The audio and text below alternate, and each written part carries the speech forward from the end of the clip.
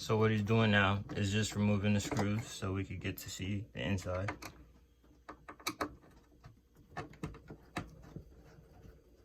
Be careful, guys, so the screws doesn't fall into this this restricted area here, because it would be a lot of hassle to get that screw out. Now when this is removed, there's a little pin that holds this part in. Just press it and the wire comes apart. Now with this part, this is the lock mechanism here, and we're just going to open it. It has 3 screws on it, so we're going to open the 3 screws. That's 1,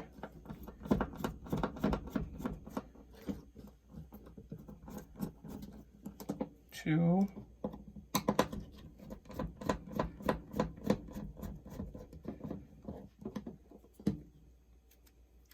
and 3.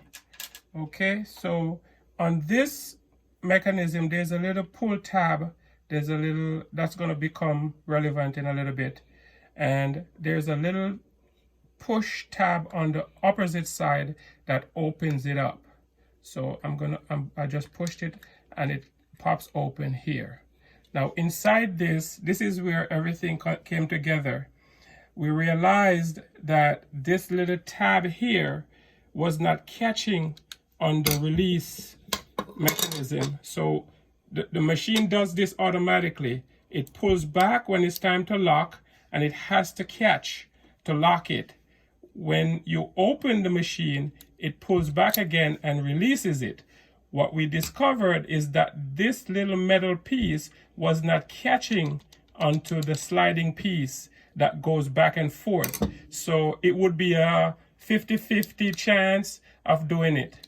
What I did was I used a needle nose pliers, and I just slightly tilted that piece so that it would catch onto the lock mechanism. And see, every time I pull it, it's now locking each and every time.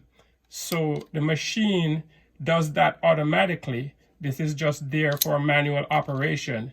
So if this does not catch, you know that you have a defective lock mechanism. So just pull it each time and it should catch 100% of the time. So what exactly do you need to do with that middle piece for the people who don't know? Yeah, so while it's in the open position, I use my thumb to hold it in place, and I just use a little needle nose pliers here to just grab a little end of it and just tilt it slightly upward so that it has that catch to hold onto the lock mechanism each time. So each time it fires, it should hold. Right. And that's a operational locking mechanism. That's it, guys. And then you just do the opposite. To put it back together, just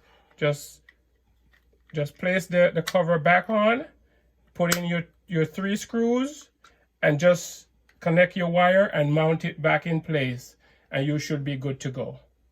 Do a quick test before you reconnect the whole thing, just to make sure that it's working, and you should be all right.